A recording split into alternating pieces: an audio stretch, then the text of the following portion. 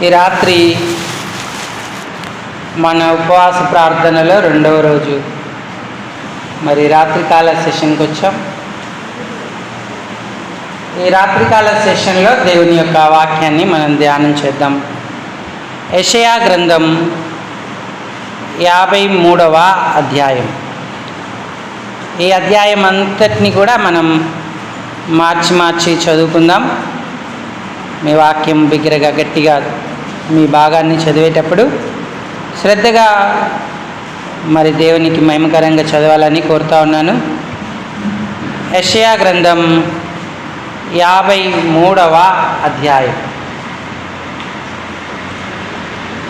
మేము చేసిన సమాచారం ఎవడు నమ్మెను? యెహోవా బాగు ఎవనికి బయలుపరచబడెను?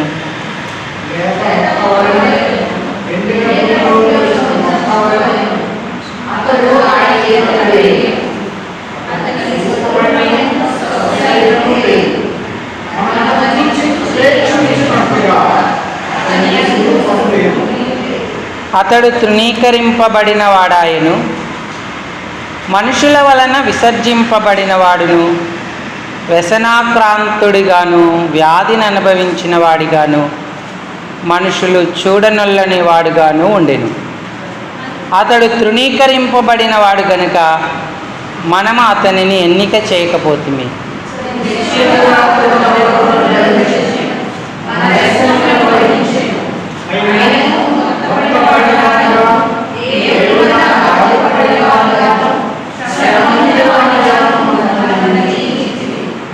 మన అతిక్రమ క్రియలను బట్టి అతడు గాయపరచబడెను, మన దోషములను బట్టి నలగొట్టబడెను.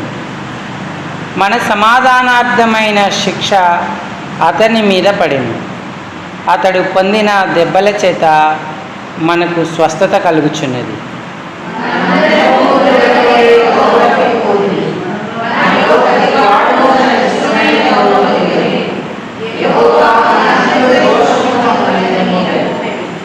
అతడు దౌర్జన్యము నందెను, బాధింపబడి అతడు నోరు తెరవలేదు. వదకు తేబడు గొర్రె పిల్లయు బొచ్చు కత్తిరించు అని ఎదుట గొర్రెయు మౌనముగా నుండినట్లు అతడు నోరు తెరవలేదు.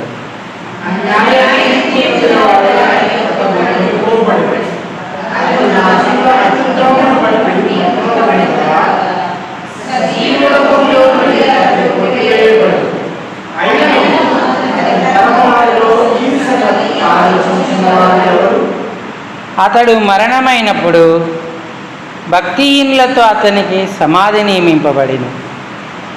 ధనవంతుని యొద్ద అతడు ఉంచబడెను. నిశ్చయముగా అతడు అన్యాయం ఏమీ చేయలేదు.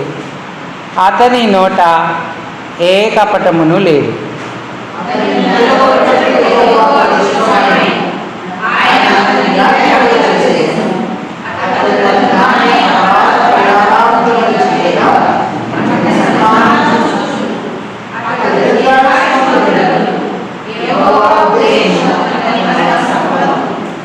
అతడు తనకు కలిగిన వేదనను చూచి తృప్తి నొందును. నీతిమంతుడైన నా సేవకుడు జనుల దోషములను భరించి తనకున్న అనుభవ జ్ఞానము చేత అనేకులను నిర్దోషులుగా చేయును.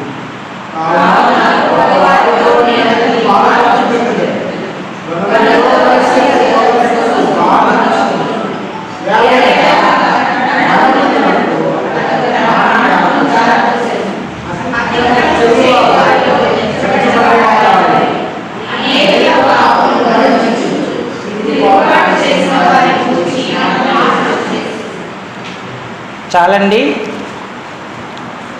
చదువుకున్న లేఖన భాగం శరీరాగలిగిన మన హృదయాలకు ఈ రాత్రి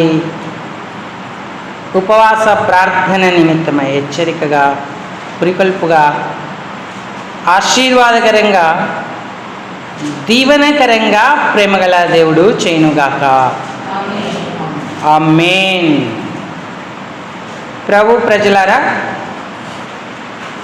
ప్రభునందున్నటువంటి ప్రియమైన వారలారా, మనం దేవుని యొక్క వాక్యాన్ని కొంత ధ్యానపూర్వకంగా ఆలోచన చేద్దాం. యెషయా ప్రభువైన యేసుక్రీస్తును గూర్చి అనేక సంవత్సరాల క్రిందటే ప్రవచించాడు. ఈ 53వ అధ్యాయం మెస్సియా లేదా మన ప్రభువైన క్రీస్తు యొక్క శ్రమలు ప్రవచనపూర్వకంగా ఇక్కడ రాయబడి ఉన్నాయి. అతని వలన యెహోవా ఉద్దేశం సఫలమగును అన్నాడు. మన ప్రభువైన దేవుని యొక్క ఉద్దేశం ఏంటంటే మానవాళంతా పాపంలో ఉంది. ఆ పాపము వలన వచ్చు జీతం మరణమైన నరకాగ్నికి వారు పాత్రులై ఉన్నారు. ఒకవేళ వారు పాపములో ఈ భూలోకంలో జీవిస్తున్నప్పుడు నెమ్మది, శాంతి, సమాధానము లేక శాపగ్రస్తమైన జీవితాన్ని అనుభవిస్తూ భూమి వారికి ముళ్ళ పొదలు, గచ్చ పొదలను మొలిపిస్తూ ఆశీర్వాదకరమైనదేది లేకుండా జీవిస్తూ ఉన్నారు. అలాగూ ఆ మానవులు ఉండడం ఆయనకి ఇష్టం లేక తన స్వరూపమున తన పోలిక చొప్పున చేసుకున్న నరుణ్ణి ఆయన జ్ఞాపకం చేసుకున్నాడు. వారి విమోచన కొరకు ఒక ప్రణాళికను రాసి ప్రభువైన కుమారుణ్ణి ఆయన ఈ లోకానికి పంపించాడు. ఆయన ఏమి అనుభవించి మానవులను నీతిమంతులుగా చేయబోతున్నాడో యెషయా గ్రంథం 53 ప్రవచనముగా రాయబడి ఉంది. ఎండిన భూమిలో లేత మొక్క వలె ఆయన పెరిగాడు. మనందరి కొరకు స్వరూపం, సొగసు కోల్పోయాడు. ఆయనను చూచి అపేక్షించున్నట్లుగా ఉండకుండా తృణీకరింపబడ్డాడు. స్వరూపము లేదు. ఆయన మనుషుల వలన విసర్జించబడ్డాడు. వ్యసనాక్రాంతుడిగా, వ్యాధిని అనుభవించిన వాడిగా, మనుషులు చూడనొల్లని వానిగా, మరి తృణీకరింపబడిన వాడిగా ఉన్నాడు. కాబట్టి మనం ఆయనను ఎన్నిక చేయలేదు అని దేవుని వాక్యం చెప్తా ఉంది. ఇక మన రోగాలు, వ్యసనాలు ఇవన్నీ ఆయన భరించాడు. అయితే ఆ బాధ దేవుడు అతన్ని మొత్తాడు, దేవుని వలనే అతడు బాధింపబడ్డాడు అనుకున్నాము. కానీ మన అతిక్రమముల కొరకే అతడు గాయపరచబడ్డాడని, మన దోషాల కొరకు ఆయన నలగొట్టబడ్డాడని గ్రహించలేదు. మన మీద పడవలసిన శిక్ష మన సమాధానార్థమై ఆయన మీద పడింది.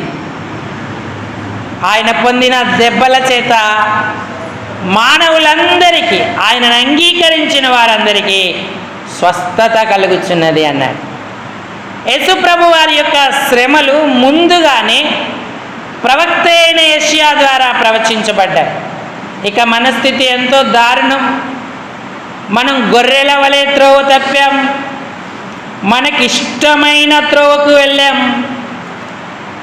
ఇంకా లేఖనంలో గమనిస్తే యెషయా 1వ అధ్యాయంలో ఉంటుంది, పచ్చి పుళ్ళు గాయాలతో వారున్నారు, అవి పిండబడలేదు, మెత్తన చేయబడలేదు అని. ప్రతి వాడు నడినెత్తిన వ్యాధి కలిగి ఉన్నాడు. ప్రతి వాని గుండె బలహీనమాయేను అన్నాడు. పాపం మనల్ని దేవుని సన్నిధి నుంచి దూరపరిచి ఇలాంటి స్థితిని కలగజేసింది. మన అందరి దోషం మన మీద మోపబడవలసి ఉంటుండగా ఆయన మీద దేవుడు మోపాడు. అన్యాయపు తీర్పు ఆయన పొందాడు. 6 సార్లు విచారణ జరిగినప్పటికీ హేరోదు అన్నాడు, ఈయన నిర్దోషి, ఇతని అందు ఏ దోషం నాకు కనబడలేదని. పిలాతు అన్నాడు, మరణమునకు తగినదేది ఈయన చేయలేదు అని. ఈ మనుష్యుడు నీతిమంతుడు అని చెప్పాడు. అధికారులు, న్యాయాధిపతులు వారందరూ ఆయన నిర్దోషి, నీతిమంతుడు అని చెప్పినప్పటికీ ఆయనకు అన్యాయపు తీర్పే జరిగింది. ఎందుకంటే అది మన నిమిత్తమే. ఆనాడు యూదులు కాదు, మన పాపదోషాలే ఆయనను పట్టించాయి, ఆయనకు శిక్ష విధించాయి. ఆయన చేసిన నేరం ఏమీ లేకపోయినా మనందరి కొరకు ప్రాణం పెట్టి ఆయన మనల్ని విమోచించాడు. ఎందుకంటే మన ప్రాణ విమోచన క్రయధనం అట్లుండాల్సిందే అన్నాడు. అది ఎవ్వరూ తీర్చకుండా అట్లుండాల్సిందే. అయితే ప్రభువైన దేవుడు దాని వెలను చెల్లించాడు, తన ప్రాణాన్ని పెట్టాడు, రక్తాన్ని కార్చి మనల్ని విమోచించాడు. ఆయనను నలగొట్టడానికి యెహోవాకు ఇష్టమైంది మనందరినీ విమోచించినట్లుగా మరణాన్ని ఆయన అనుభవించాడు. సిలువలో జరిగిన ఈ గొప్ప కార్యాన్ని నువ్వు దృష్టించావా? ప్రభువైన యేసుక్రీస్తుని నీ సొంత రక్షకుడిగా అంగీకరించావా? అప్పుడే ఆ దేవుని యొక్క ఉద్దేశాన్ని నువ్వు సఫలపరుచుకుంటావు. పాపం పోతుంది, పాపానికి వచ్చిన శిక్ష నుంచి తప్పింపబడతావు. శాంతి, సమాధానం, నెమ్మదితో ఆయనను అనుసరించేటువంటి వాడిగా ఉంటావు. ఈ అన్యాయపు తీర్పు ఆయన మీద నీ కొరకే, నా కొరకే పడిందని గుర్తించి నేను పాపిని ప్రభువును ఒప్పుకుంటే ప్రభు యొక్క ఆత్మ నీలోకి వస్తుంది. ఆయన నమ్మదగిన వాడు గనక ఎవరు పాపం ఒప్పుకుంటారో వారిని క్షమించి సమస్త దుర్నీతి నుంచి ఆయన వారిని విడుదల చేసేవాడిగా ఉన్నాడు. కాబట్టి ఈ రాత్రి ఇంకా రక్షణ లేకుండా ఉండొద్దు. ఎన్ని సంవత్సరాలు గుడ్ ఫ్రైడేలు, ఈస్టర్లు నీ జీవితంలో సాగిపోతూ ఉంటాయి. యేసు నీ కొరకే చావొందాడన్న సత్యాన్ని గ్రహించకుండా నామార్థకంగా ఆయనను అనుసరించడానికి ఇష్టపడతావు. రక్షణ లేకపోతే ఇప్పుడే ఆయనను అంగీకరించి నిజమైన సమాధానం, నెమ్మది పొందు. ఒకవేళ రక్షించబడి ఉంటే ఆయన అన్యాయపు తీర్పు నొందిన వాడై కొనిపోబడ్డాడని గ్రహించి నీవు ఆయనకు సంపూర్ణంగా సమర్పించుకొని ఆయన సిలువ, ఆ త్యాగం, ఆ శ్రమనెల్లప్పుడూ మన హృదయంలో ముద్రించుకునేటువంటి వారంగా ఉండాలి. యేసుప్రభు వారు ఉదయం 6 గంటలకు గవర్నర్ పిలాతు గారి ద్వారా తాను చేసేది ఏమీ లేక చేతులు కడుక్కొని నజరేయుడైన యేసును సిలువ వేయండి అని చెప్పి మరి తాకీదు ముద్రించి వారికి అందించాడు. ఎప్పుడైతే ఆ తాకీదును సైనికులు అందుకున్నారో ప్రభువైన యేసుక్రీస్తును సిలువ వేయడానికి ఆయనతో పాటు సిలువను మోపిస్తూ గొల్గొతా, కల్వరి అనే స్థలానికి నడిపిస్తూ వచ్చారు. అప్పటికే ఆయన ఆ గురువారం రాత్రి పట్టబడ్డాడు. విపరీతంగా గాయాలతో నింపబడ్డాడు. ప్రధాన యాజకుల దగ్గర కొట్టారు. అధికార మందిరం, అక్కడ పిలాతు యొక్క అధికార మందిరంలో కూడా ఆయన కొరడా దెబ్బలు తిన్నాడు. ఆయన వస్త్రాలు మార్చారు, ఆయనకు ఎర్రని అంగి తొడిగించారు, తలకు ముళ్ళ కిరీటం పెట్టారు, అపహసించారు, ఉమ్ము వేశారు. ప్రభువారి శరీరంలో శక్తి శూన్యమైపోతున్న దిశలో ఉంది. ఇక ఆ బరువు ఆయన మోసుకుంటూ యెరూషలేము వీధులలో ఆ సిలువను మోస్తూ నడిచాడు. ఎన్ని మారులు పడిపోయాడో చరిత్రకారులు చెప్తారు. 7 మారులు ఆయన సిలువ మోయలేక పడిపోతూ వచ్చాడు అని. ఆయన సిలువను ఉదయం 6 గంటలకు ఆయన మీద మోపి 9 గంటల వరకు కూడా కొరడాలతో కొడుతూ గొల్గతా స్థలానికి తీసుకొచ్చారు. ఈ యాత్రలో ఒక అతి ముఖ్యమైన వ్యక్తి అనుకోకుండా ప్రభువుకు తారసపడ్డాడు. ఆయన సిలువను మోస్తూ వచ్చాడు. మత్తయి శుభవార్త 27వ అధ్యాయము 32వ వచనం. మత్తయి రాసిన శుభవార్త 27వ అధ్యాయము 32వ వచనం. వారు వెళ్ళుచుండగా కురేనీయుడైన సీమోనును ఒకడు కనబడగా ఆయన సిలువ మోయుటకు అతనిని బలవంతము చేసిరి. మనకు కనబడుతున్నటువంటి సీమోనులలో ఈ కురేనీయుడైన సీమోను ఒకరు. యూదా మతస్థుడే, యూదుడే, లిబియా ప్రాంతంలో ఉన్నాడు. పస్కా పండుగను ఆచరించడానికి, యూదులందరితో కలిసి సంతోషించడానికి ఆ పల్లెటూరు నుంచి ఆయన యెరూషలేముకు వచ్చాడు. అక్కడ యెరూషలేములో జరుగుతున్న పరిస్థితులు ఆయనకు తెలియవు. సహజంగా సిలువ మరణం నేరస్తులకు, తీవ్రవాదులకు, లేదంటే ఉగ్రవాదులకు, రోమా ప్రభుత్వం మీద తిరగబడిన వారికి వేసేటువంటి సిలువ. ఆ శిక్షను అమలు చేస్తారు. అయితే ఆ దినాన 2 దొంగలు కూడా ఆయనతో పాటు సిలువ వేయబడ్డానికి వచ్చారు. ఈ కురేనీయుడైన సీమోనును సైనికులు పట్టుకొని ప్రభువారు సిలువ మోయలేకపోతున్నాడు గనుక ఆయనను బలవంత పెట్టారు. మరి స్త్రీల సమూహం కూడా రొమ్ములు కొట్టుకుంటూ అయ్యో అని ఏడ్చుచు ఆయనను వెంబడిస్తూ ఉన్నారు. ఆయనకు సహాయం చేసేవారు ఎవ్వరూ లేరు. శరీరమంతా రక్తమయమైపోయింది. ఆయన ఎంతగానో బాధపడుతూ నడుస్తూ ఉంటుండగా మోయలేక పడిపోయిన ఆ సిలువను మోయడానికి ఆ కురేనీయుడైన సీమోను బలవంతంగా నెట్టేశాడు. ఈ సీమోను ఆదిమ సంఘంలో మరి శ్రేష్టమైన పరిచర్యలు చేసినటువంటి అలెగ్జాంద్రు రూపునకు తండ్రి. ఆదిమ సంఘానికి ఇతను పరిచయమే. సీమోను మొట్టమొదట సిలువ మోయడానికి అంతగా ఇష్టపడలేదు. ఆయన ముందుకు సాగుతూ ఉన్నప్పుడు ప్రభువారి స్వరూపం సొగసు లేక వికారంగా చూడనల్లని వాడిగా ఉన్నాడు. సైనికులు బలవంత పెట్టడంతో సిలువ తన భుజాన పెట్టుకున్నాడు. కానీ యేసు ప్రభువారు మరో భుజాన్నిచ్చి సీమోనుకు సహాయపడుతూ వచ్చాడు.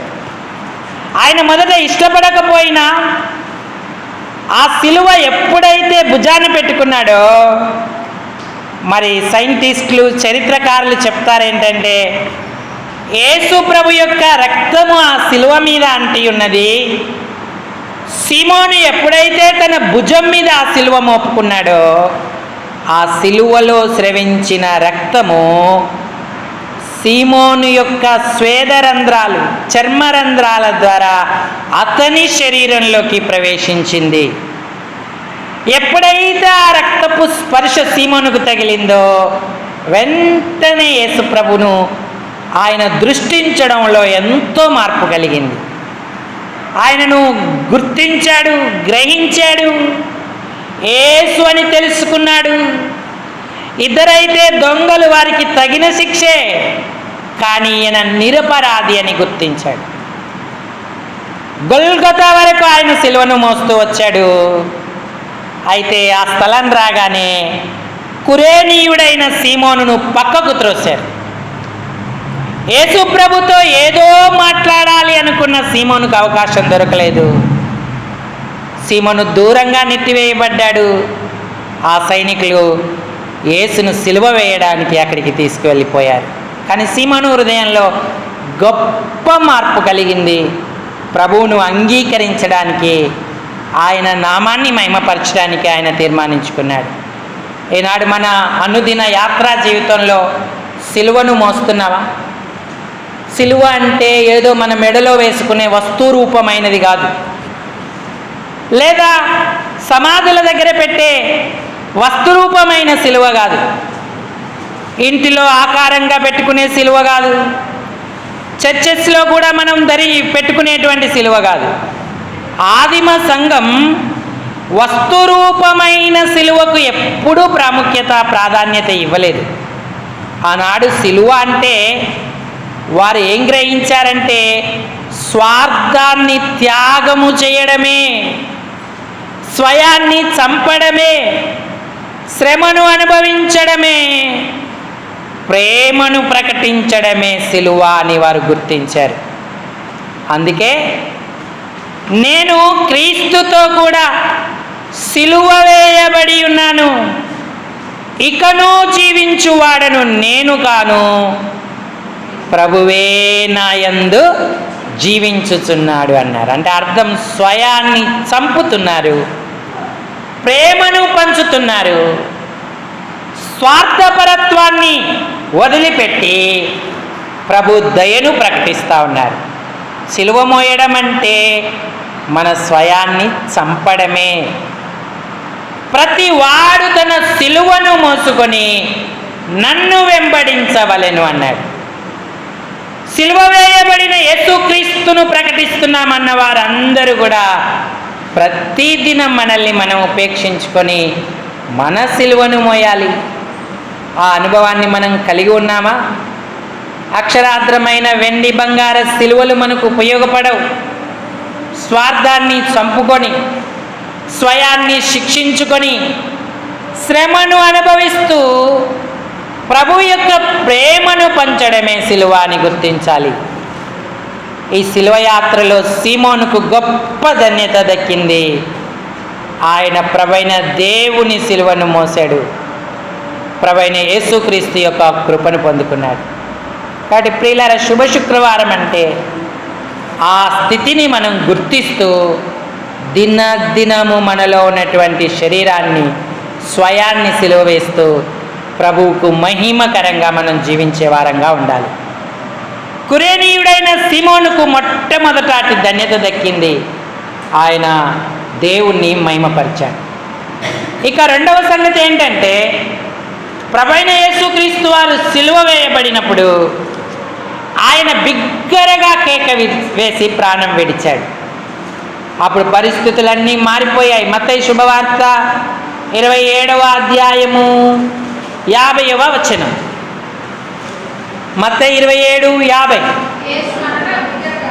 యేసు మరలా బిగ్గరగా కేక వేసి ప్రాణం విడిచెను. అప్పుడు దేవాలయపు తెర పైనుండి ఆ క్రింది వరకు రెండుగా చినిగెను, ఆ భూమి వణికెను, బండలు బద్దలాయెను. గర్భాలయపు తెర పైనుండి కింది వరకు చినిగిపోయింది, అడ్డమంతా ఎత్తివేయబడింది. యేసయ్య చనిపోయినప్పుడు పరిశుద్ధ స్థలం, అతి పరిశుద్ధ స్థలం కలపబడింది. భూకంపం వచ్చింది, బండలు బద్దలయ్యాయి, సమాధులు తెరవబడ్డాయి. నిద్రించిన అనేక మంది పరిశుద్ధుల శరీరాలు లేచెను అన్నాడు. పునరుద్ధాన సూచన ముందుగానే అక్కడ కలుగుతూ వచ్చింది. మరి ఇవన్నీ పరిస్థితులను చూస్తూ ఉన్నాడు. అక్కడ ఒక ఆయన శతాధిపతి. ఆ శతాధిపతి ఇవన్నీ చూసి ఏమన్నాడు? 54వ వచనం చదవండి. శతాధిపతియు అతనితో కూడా యేసునకు కావలి ఉన్నవారును ఆ భూకంపమును జరిగిన కార్యములన్నిటిని చూచి ఆ మిక్కిలి భయపడి, నిజముగా ఈయన ఆ దేవుని కుమారుడని చెప్పుకొనిరి అన్నాడు. ఇంకా మనం ఇతరత్ర సువార్తల్లో గమనిస్తే ఈ శతాధిపతి దేవుని కుమారుడు అని గ్రహించి ఆయనకు మ్రొక్కేను అని రాయబడి ఉంటుంది. ఈ మనుష్యుడు నిజముగా దేవుని కుమారుడే, ఇలాగ ఈయన ప్రాణం విడిచాడంటే ఇది సామాన్యమైన విషయం కాదని గుర్తించాడు. కురేనీయుడైన సీమోను ఆయన సిలువ మోసాడు. శతాధిపతి ఆయన మరణాన్ని చూచి కదిలింపబడి దేవుని ప్రత్యక్షత పొందాడు. నిజముగా ఈయన దేవుని కుమారుడే అని ఒప్పుకున్నాడు. ఈనాడు ప్రభువును ఆరాధించడంలో నువ్వు సిద్ధంగా ఉన్నావా? ఆయన దేవుని కుమారుడవని ఆయనకు మొక్కుతున్నావా?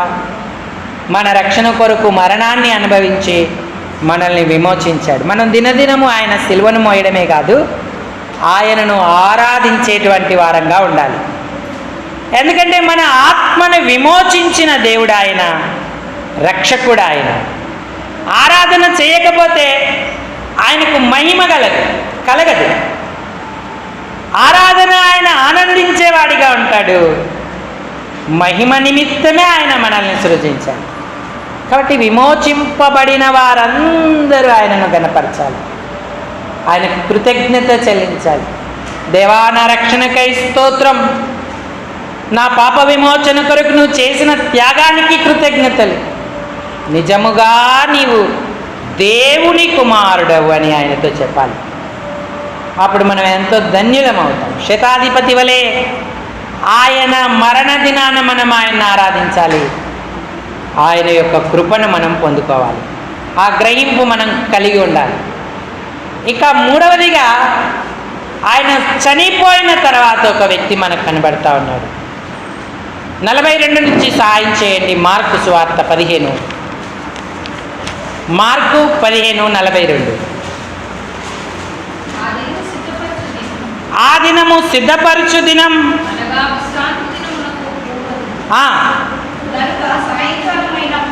గనుక సాయంకాలమైనప్పుడు అరిమతయి యోసేపు తెగించి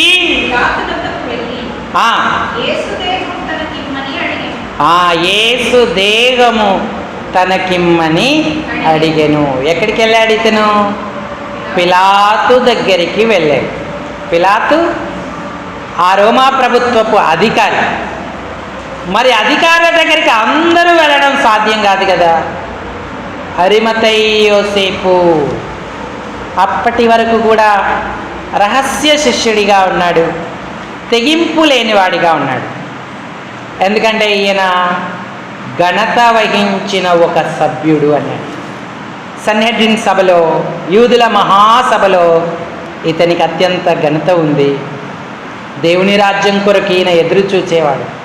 కానీ మత పెద్దలు, ప్రధానులు వారు చేసిన నిర్ణయాలకు ఏం చెప్పలేక, ఎదురాడి మాట్లాడినప్పటికీ నిర్ణయాన్ని స్థిరపరిచే శక్తి లేక, మరి వారి మాటలకు సమ్మతింపక దూరంగా వెంబడించినటువంటి వ్యక్తి అరిమతయి యోసేపు.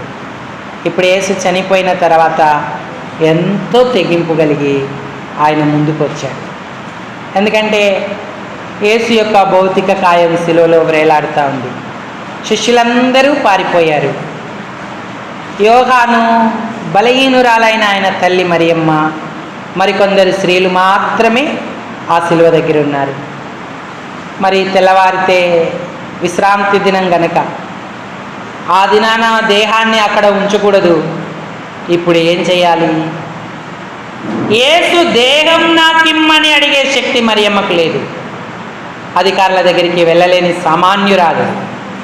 అయితే పిలాతు దగ్గరికి వెళ్ళడానికి దేవుడు యోసేపును పంపించాడు. ఈ అరిమతయి యోసేపు తెగించి అక్కడికి వెళ్ళి యేసు దేహము నిమ్మని అడిగాడు. పిలాతు అన్నాడు, యేసు అంతలోనే చనిపోయేనా అని ప్రశ్నించాడు. శతాధిపతి వలన యేసు చనిపోయాడని రూఢిగా తెలుసుకొని యేసు యొక్క దేహాన్ని అరిమతయి యోసేపుకు అప్పగించమని ఆజ్ఞాపించాడు. అప్పుడు అరిమతయి యోసేపు ఆ దేహాన్ని తీసుకొచ్చాడు. శుభ్రమైన ఒక నారబట్ట తెచ్చాడు. అది ఆయన దేహానికి చుట్టాడు. అలాగే ఒక యూదుల మర్యాద చొప్పున, భూస్థాపన మర్యాద చొప్పున అవసరమైనటువంటి సుగంధ ద్రవ్యాలను కూడా తీసుకొచ్చి ఆయన దేహానికి పూశాడు. చూడండి, యోహాను శుభవార్తలో మనం ఈ మాట గమనిస్తాం. 19వ అధ్యాయము, యోహాను సువార్త 19వ అధ్యాయము 39-40 వచ్చినాడు.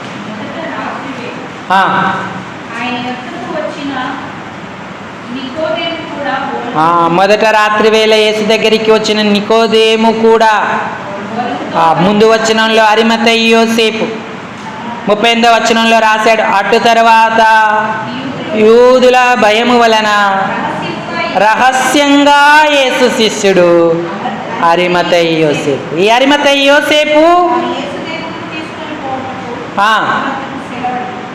ఆయనను నికోదేము కూడా వచ్చి బోలముతో కలిపిన అగరు రమారమి 150 సేర్ల ఎత్తు తెచ్చారు. అంతటా వారు యేసు దేహముని ఎత్తుకొని వచ్చి యూదులు పాతిపెట్టు మర్యాద చొప్పున ఆ సుగంధ ద్రవ్యములు దానికి పూసి నారబట్ట చుట్టిరి అన్నాడు. ఆయనను సిలువ వేసిన స్థలంలో ఒక తోట ఉన్నది. ఆ తోటలో ఎవ్వడును ఎప్పుడును ఉంచబడని క్రొత్త సమాధి ఒకటి ఉండెను. ఆ సమాధి సమీపములో ఉండెను గనక ఆ దినం యూదుల సిద్ధపరచు దినమైనందున వారు అందులో యేసును పెట్టిరి అన్నాడు. ధనవంతులు చనిపోవడానికి ముందే తమ కొరకు సమాధులను తొలిపించుకుంటారు. అరిమతయి యోసేపు కూడా తన కోసం ఆ సమాధిని, ఆ గుహను తొలిపించుకున్నాడు. అయితే ఆ ధనవంతుల సమాధి ఇప్పుడు ప్రభువైన యేసుక్రీస్తుకు ఇవ్వబడింది. అరిమతయి యోసేపు రహస్య శిష్యుడు, కానీ అవసరమైన సమయంలో తెగించాడు. యేసు దేహాన్ని తెచ్చుకున్నాడు. ఎంతో సమర్పణ కలిగి తాను ఉండవలసిన సమాధిని యేసుకిచ్చాడు. యేసును ఆ సమాధిలో ఉంచాడు. సమర్పణతో ఆయన దేహానికి అవసరమైన మర్యాద చొప్పున చక్కగా నారబట్ట చుట్టి సుగంధ ద్రవ్యాలు పూసి ఆ సమాధిలో ఉంచాడు. ఈనాడు మనం మన ఆధ్యాత్మిక జీవితంలో అరిమతయి యోసేపు లాంటి తెగింపు, సమర్పణ కలిగి ఉన్నామా? కురేనీయుడైన సీమోను వలె మనము ఆయన సిలువను అనుదినం, మన సిలువను అనుదినం మోస్తూ, మన శ్రమను భరిస్తూ, త్యాగాన్ని సమర్పించుకొని, అంటే స్వార్థాన్ని శిక్షిస్తూ త్యాగముతో ముందుకు వెళ్ళవలసిన వారంగా ఉన్నాం. అంతేకాదు శతాధిపతి వలె ఆయనను ఆరాధించాలి. నిజముగా దేవుని కుమారుడని మనం మొక్కాలి. అరిమతయి యోసేపు వలె మనకున్నవన్నీ ఆయనకి ఇవ్వాలి. సమర్పించుకొని సాగేటువంటి వారంగా ఉండాలి. యేసు కొరకు ఇప్పుడు సమాధి ఎవరిస్తారు? సమయం అయిపోతుంది. దేహాన్ని సిలువ మీద ఉంచకూడదు. నిస్సహాయురాలైన తల్లి మారు మాట్లాడలేకపోతుంది. ఎందుకంటే ఆమె హృదయంలోకి ఖడ్గము దూసుకొని పోయింది. మరి అమ్మ ఎంతో వేదనలో ఉంది. భయభ్రాంతులకు గురి అయిన శిష్యులు ఒక్కరూ దగ్గర లేరు. యోహాను చిన్నవాడు, ఏం చేయాలో అర్థం కాని పరిస్థితుల్లో అరిమతయి యోసేపు ప్రభువుకు ఎంత సాయం చేశాడు. ప్రభు దేహాన్ని భద్రపరిచాడు. తన ప్రేమను ప్రభు ఎడల చూపించాడు. ఈనాడు మనం అలాంటి సమర్పణ కలిగి ఉన్నామా?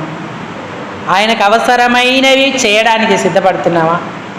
ఆనాడు ఆయనకు నారబట్ట, సుగంధ ద్రవ్యాలు, ఎవడు ఉండని ఒక సమాధి అవసరమైంది. అరిమతయి యోసేపు ఏమీ ఆలోచించకుండా ఇది ప్రభువునకు కావలసి ఉన్నది అని గుర్తించి ఆయనకిచ్చాడు. ఆయన ఎంతో ధన్యుడయ్యాడు. సన్నిధిన సభ వారు నన్ను వెలివేస్తారని ఇంతకాలం భయపడ్డాడు. కానీ వెలివేశారు. నా ప్రభువు కంటే ముఖ్యమా అని ఎంచుకొని బహిరంగంగా ఇప్పుడు యేసునద్దకు వచ్చాడు. ఎంత ధన్యుడయ్యాడు. రహస్య క్రైస్తవుడిగా ఉండలేదు, బహిరంగ క్రైస్తవుడిగా ఆయన సాక్ష్యం ఇచ్చాడు. దేవుని నామాన్ని మహిమపరిచాడు. క్రైస్తవుడిగా ఈ శిల్వ యాత్రలో ఉన్న వ్యక్తులు మనకేం బోధిస్తున్నారంటే, కురేనీయుడైన సీమోను వలె మన సిలువనెత్తుకొని ఆయనను వెంబడించాలి. శతాధిపతి వలె ఆయనను ఆరాధించాలి. అరిమతయి యోసేపు వలె సమర్పణతో మనం ఆయనను సేవించాలని జ్ఞాపకం చేస్తూ ఉన్నారు. సమాధిలో పెట్టబడ్డాడు. ఇక తెల్లవారితే విశ్రాంతి దినమంతా నిశ్శబ్దం. ఎవరే పని చేయడానికి లేదు, ఎక్కడికి వెళ్ళడానికి లేరు. వారు తీరికగా ఉండిరి అని దేవుని వాక్యం సెలవిస్తూ ఉంది. కాబట్టి ప్రియులారా, ఈనాడు దేవుని యొక్క కృపను బట్టి, ఆయన మన నిమిత్తం చేసిన త్యాగాన్ని బట్టి ఆయన అడుగుజాడల్లో మనం నడుస్తున్నామా? అన్యాయపు తీర్పు పొందాడు, మనల్ని విమోచించాడు, ఈ గొప్ప రక్షణ భాగ్యం మనకిచ్చాడు. అందుకే సిలువను మోయడానికి వెనుకడుగు వేయొద్దు, ఆరాధించడానికి మనం ఆగిపోవద్దు, సమర్పించుకోవడానికి ఎల్లప్పుడూ మనం సిద్ధంగా ఉండాలి. దేవుడికి ఏది అవసరమో మనం గ్రహించుకోవాలి, అది మనం సమర్పించుకోవాలి. అబ్రాహామును దేవుడు కోరాడు, నీకు ఒక్కడయున్న నీ కుమారుణ్ణి, నీవు ప్రేమించు ఇస్సాకును నా కొరకు దహన బలిగా అర్పించుమన్నాడు. అబ్రాహాము వెనక తీయలేదు, అది పరీక్షే కావచ్చు విశ్వాసానికి, కానీ అబ్రహాము ఎంత ప్రేమించాడో రుజువుపరుచుకున్నాడు. ఈనాడు మనకు అదే అవకాశం ఇచ్చాడు. దేవుని ప్రేమిస్తున్నామా? అయితే సమర్పణతో సాగాలి. ఆత్మల రక్షణ కొరకు, ఆత్మల పరిపూర్ణత కొరకు మనము కరిగిపోయే వారంగా ఉండాలి, వెలిగి ఇతరులను బలపరిచేటువంటి వారంగా ఉండాలి. మన సమర్పణ ప్రభువుకు సంతోషాన్ని ఇస్తుంది, ఆయన నామాన్ని మహిమపరుస్తుంది. కాబట్టి ప్రియులారా, ఈ గుడ్ ఫ్రైడే తదుపరి పూర్వాపరాల అనుభవాలను మనం సొంతం చేసుకుందాం. ప్రభా, నాకు కూడా నీ సిలువను మోసే భాగ్యం ఇవ్వు, నువ్వు ఇచ్చిన సిలువను అనుసరించి నడిచే ధన్యత నీవు, అనుదినం నిన్ను ఆరాధించే భాగ్యం ఇవ్వు, నువ్వు దేవుని కుమారుడు అనే ప్రత్యక్షత నా కథ ఎదుట ఉంచు. అలాగే అరిమతయి యోసేపు వలె సమర్పణతో సాగడానికి సాయపడు. ఏది నీకు అవసరమో అది ఇవ్వడానికి నేను వెనకడుగు వేయకుండా సహాయపడమని ప్రభువుని అడుగుతాను. ఈ తలంపులను దేవుడు దీవించునుగాక. అందరూ తలలు వంచి కళ్ళు మూసు.